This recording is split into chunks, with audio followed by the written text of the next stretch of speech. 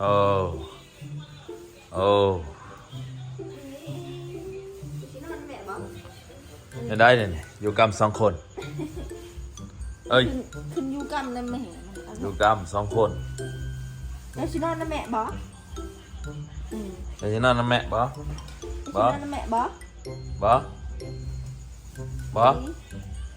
เอานุ่มออกก่อนตีตอบก่อนเดี๋ยวชินอนนั่นแม่บ่เอานุ่มออกก่อนนอนนั่นแม่บ่มันหอนได้นี่โจกเอาไปเอาเลยลงมามันหอดไว้มาโซ่สุดเบิ้งขนาดฮะคุณขี้หอนเลยนี่มาไปเขาชิไปนอนน้ำอยู่ลุมไปจะได้หอดมาหอดจะได้ขึ้นจากลงก็เมชิไปนอนน้ำอยู่ลุมตายแล้วมันหอนโอ้มันหนาวจากมันอยากพิงไพ่เอาน้องก่อนเขาชิไปนอนน้ำไม่ไปแม่ไปนอนน้ำอยู่ลุมนะเศร้ากะเลียงได้นี่เศร้าแมวได้นี่เศร้ากะเลียงได้เศร้าแมวมาลงมาไปนอนน้ำพลอยทุกคนทุกคนนี่อันนี้เนาะนอนน้ำแม่นอนน้ำปุกกี้เด้อนี่นอนไก่อาปุกกี้เด้อนอน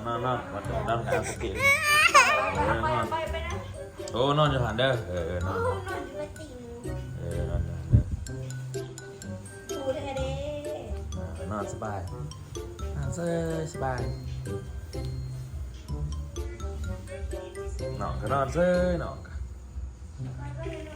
วันนี้ก็เป็นมือที่หาแล้วเนาะทุกคนเนาะถือว่าเป็นการอยู่กับมือที่หาแล้วยังอีก4 มือกระลงเนาะว่าอยู่9 มือเนาะเอามาตุบหัวเห็นไหมก็มันถึงแล้วอยู่กำ9 มือปกหัวนั่นนี่เนาะอาบน้ำแล้วขึ้นมาเมียมแล้วนี่เด้อโทรศัพท์สแต็กเอาไปสินั่นนี่เนาะทุกคนเนาะอยู่กำถ้าเขาปาดเขาบริยูเนาะเขาปาดเขากินน้ำฮอนเอาบ่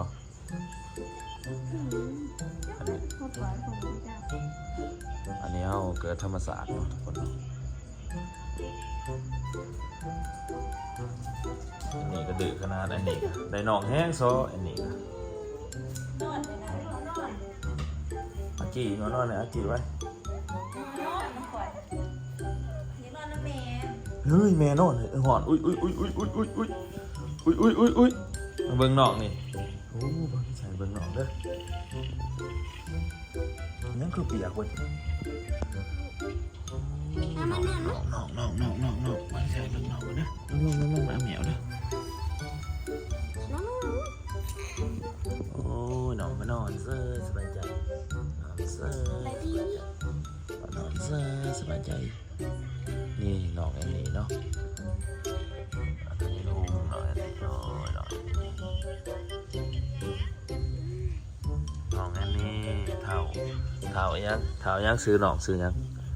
เท่ายังตอบก่อนเท่ายังนิ้วว่าบางนิ้วเท่าอ้อนิ้วเธอเป็นซื้อปุกี้เป็นตังให้เนาะแล้วอาปุกี้เป็นจะได้จะมาซื้ออ้อนิ้วออนิวแอนนี่ดิอนาคตมันจะได้ลดออนิวจะได้ขี่บ่นี่เนาะคือไปซื้ออันนั้นซะออนิวข้องเลนดิซื้อเล็กซัสเขาจะได้ขี่รถเล็กซัสซื้อยุ่นก็สิขี่ยุ่นแล้วซะอนาคตซื้อรถซื้อยังไปเนาะอาบุกิโอ้อาบุกิตั้งให้ออนิวแอนนี่ก็คล้องตัวเนาะออนิวแอนนี่เนาะแอนนี่ออนิวที่6มือที่5นะทุกคนเนาะปุกกี้ก็มาเผาคือเก่ามื้อนี้ก็บ่มีคนปานใดมาเฮือนกำเนาะคนมาลินไผ่เนาะแต่ว่าหน้าตาเฮาก็โทรมลงเนาะ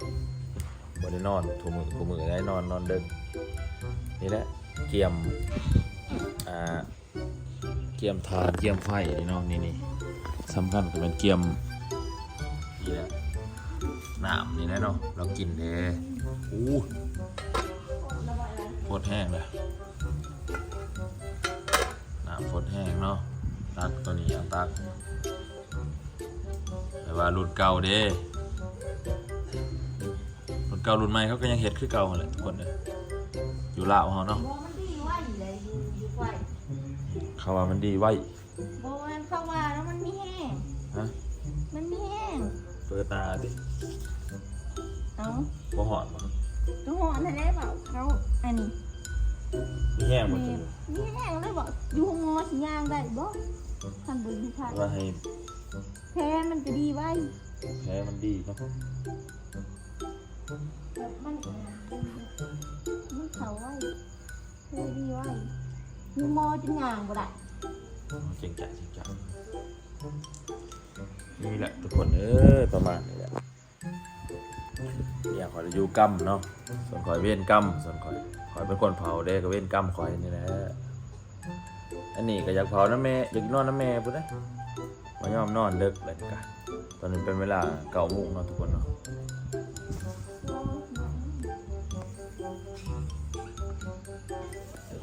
สระเครื่องอีกแล้วสระเครื่องอีกแล้ว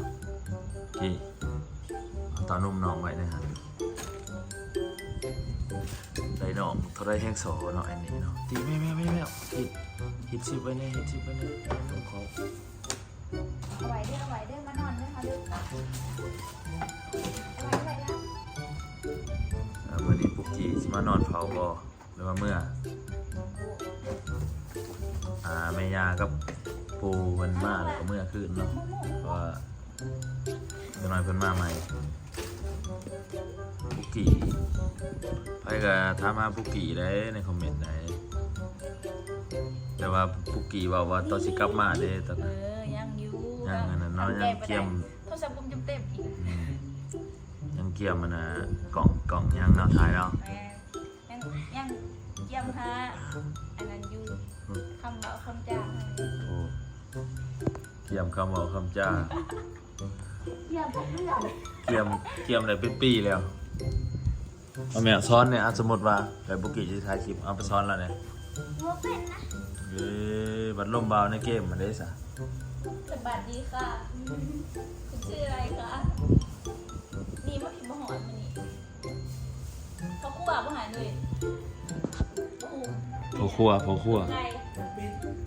เฮ็ดไปเลย ใส่ไข่น้ำบ่ เบิ่งใน YouTube ใส่ไข่น้ำบ่ เรียกยัง ต้ม ตก มันเรียกจะบอกใช่หรอก ขอซอยผู้ซอยร้ายอยู่หาเฮ็ดผู้เดียว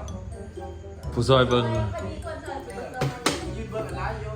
ไปแม่ไปตำหุงยังไป เอาเขาพันแล้วพันแล้วก็ไปตั้ม บุกิตำหุง เห็นบอก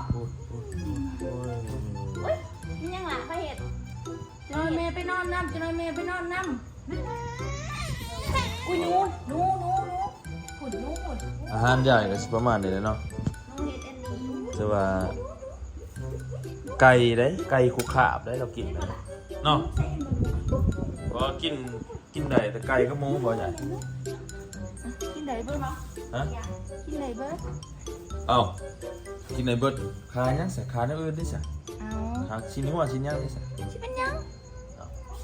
เข้าบริคารัม เอาคาร่ำต่อ เอาเพชรยังกินบไรเพชร ชิ้นหมูชิ้นงัวกินได้เนาะ เพชรกินบไร พิษก็มีได้บางคนบ่ถือได้พิษกรรมก็มี เพชรตัวใดมินเท่ากับบ่กินตัวใดบ่มินเท่ากับกิน แต่ว่าแกงหน่อใหม่เนาะยังคณะทุกคนเขาบอกให้กินเนาะมันมีประแดกยังบ่ ปลาแดกแนวดองผิด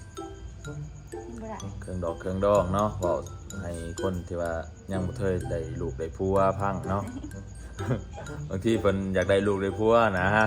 ยายสุเอาเลย อย่าจะเอาหรือเป็นยังไงจะเอา บ่ มันเมื่อยป่ะ มันเหนื่อยทรมาน เอาเลยว่าเลย ทรมานอยู่ก เอาแล้วคนหนึ่งคือว่ามีคนที่สองคือว่าอย่าเสือเอา ำบ่มันกระเทิน อยู่กล้ามกับตอนเกิดตอนได้ทรมานกว่ากัน อยู่กำเลยบ่เกิดเขาเรียนมันก็วิด โอ้จนสิหายเลย โอ้ว้าวนี่แหละสำข่อยฮะบางคนให้เด้อเด้อ หายแล้วเนาะเจ็บทรมานเนาะ บาง แต่ ค ว่าน ให้เด้อเด้อข่อยบ่ได้ให้บางคนให้เด้อห้องเดี๋ยวก็มีจะให้อยู่ดอกก็อายแผดเลยจังในแผดเชื่อมจะไปเฮ็ดให้นะ อื้อหือ อยากให้อายแผด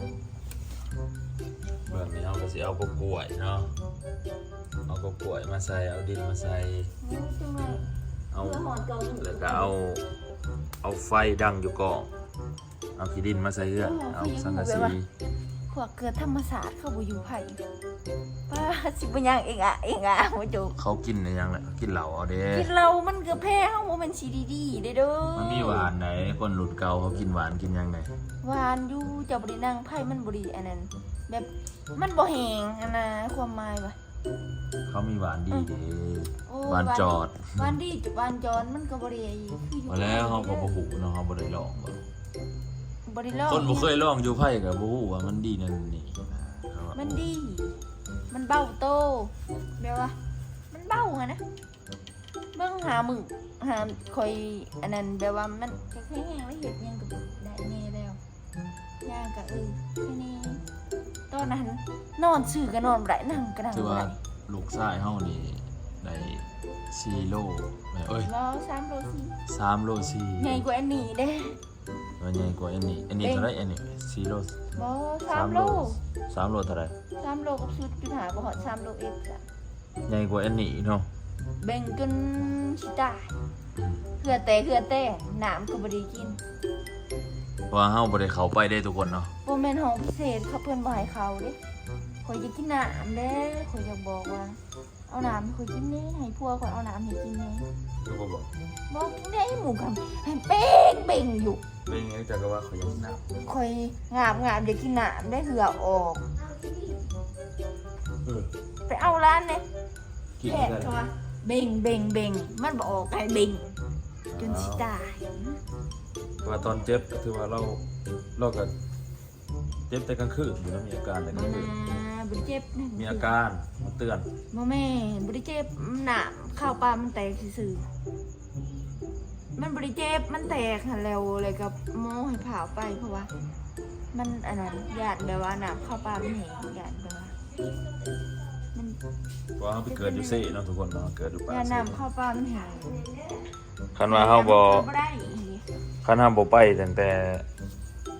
ครับบักอันนี้คือว่าสิออกไฟเขาเดียวนี่ โอ้จนค่ำแต่เช้าจนค่ำ บ่เลยตอนไปมันก็3เส้นเนาะตอนไปมันบ่แม่นสิเก็บอีสัง แต่ว่าเฮาไปแต่เช้าฮอดค่ำเนาะทุกคนเนาะ หอดหาโมงเกิด 5:30เกิด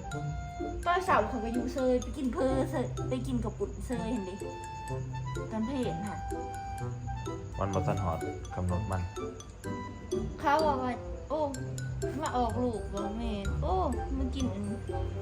นี้เซย นอ เนาะ นต้มแต่มันบ่ดีได้ ไปกินอันนั้นเซยกินกับปุ่นกับอีเมย์กินยาอีกเด้อแซ่บบ่